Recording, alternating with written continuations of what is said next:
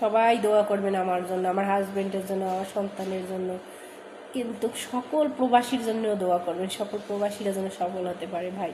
সবাই সবার মনের আশা নিয়ে দূরে আসছে, সবাই যেন ভালো থাকে আমি চাই।